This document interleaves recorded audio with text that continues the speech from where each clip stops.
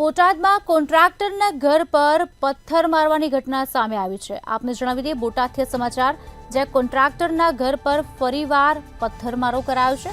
પાડિયાદ road પર રહેતા કોન્ટ્રાક્ટરના ઘર પર પથ્થરમારો કરવામાં આવ્યો છે। આપને જણાવી દઈએ, ગત મોડી રાત્રિના સમયે 4 જેટલા શખ્સોએ પથ્થરમારો કર્યો છે। કોન્ટ્રાક્ટર હિતેશ ગોરેચાના ઘર પર પથ્થરમારો કરવામાં આવ્યો છે। परिवार सूतो हतो ते दरमियान पत्थरमारो करवामां आव्यो छे। साथी आ समाचार आपने जणावी दीए, अगाऊ पत्थरमारो थयो त्यारे फरियाद नोंधावी हती।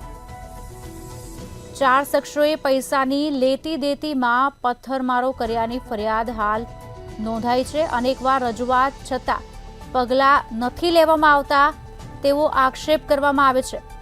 गईकाले मोडी रात्रिना थयेला पत्थरमारानी घटना सीसीटीवी में कैद थई छे। फूटेज सामे आव्या छे। नीतेशभाई गोरेचा। दक्षाबेन, गईकाले जયારે હુમલો થયો કેટલા વાગે થયો અને તે સમયની સ્થિતિ શું હતી તમારા લોકોની? સાહેબ, સવારે રાતે 2 ને 2:15 થી 2 થી 2:15 ના ગાળામાં થયો છે અને બધા ભર ઊંઘમાં સૂતા હતા। અમે ઓચિંતાનો મળ્યો, ધડાધડીનો અવાજ આવવા માંડ્યો એટલે અમે જાગી ગયા। જોયું તો પથ્થરમારો ચાલુ હતો। કેમેરામાં બધું આવી ગયું છે, રેકોર્ડિંગ થઈ ગયું છે। અગાઉ પણ પથ્થરમારો થયેલો, વારંવાર પથ્થરમારો થાય છે। પરિવારની તકલીફ કેટલી? પરિવાર ચિંતામાં કેટલો? પરિવાર બધા ચિંતામાં જ છે સાહેબ। આ 2 વાર 3 વાર આવી રીતે હુમલો કર્યો છે। એક દિવસ તો 3 વાર, આખો દિવસમાં 3 વાર, 24 કલાકમાં 3 વાર કર્યો હતો। પછી પાછો 2 વાર કર્યો હતો। આજે ગઈકાલે રાતે કર્યો પાછો। બેન, તમારા હસબન્ડ કન્સ્ટ્રક્શનનું કરે છે, ઘરની બહાર હોય, ઘરમાં આવે ત્યારે તકલીફ, બહાર તકલીફ, એક મહિલા તરીકે કેટલા ભયના માહોલમાં જીવો? મહિલા તરીકે સાહેબ હવે આખો દિવસ ભયમાં જ રહેવાનું, કારણ કે એમ થાય કે જેન્ટ્સ ઘરમાં આવી ગયા તો શાંતિ થાય।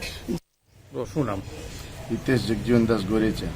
હિતેશભાઈ, ગઈકાલે રાત્રે તમારા ઘર ઉપર હુમલો થયો હતો, અગાઉ પણ હુમલો થયો, ક્યારે થયો ને ગઈકાલની સ્થિતિ શું? કાલે તો ભયજનક રાત્રે 2 વાગ્યે સાહેબ એકદમ 2:15 પથ્થરમારો, પાઇપ અને કેમેરા તોડી નાખ્યા અને અમારા ઘરના બધા કાચ તોડી નાખ્યા અને સૂતા હતા પલંગ ઉપર પથ્થર આવ્યો। જાગીને જોયું તો કેમેરા બધા તૂટેલા હતા અને 4 જણા અમારા ઘર ઉપર હુમલો કરતા હતા। અગાઉ પણ ઘટના ઘટેલી, ક્યારે ઘટેલી? 19 તારીખે ઘટના ઘટેલી હતી।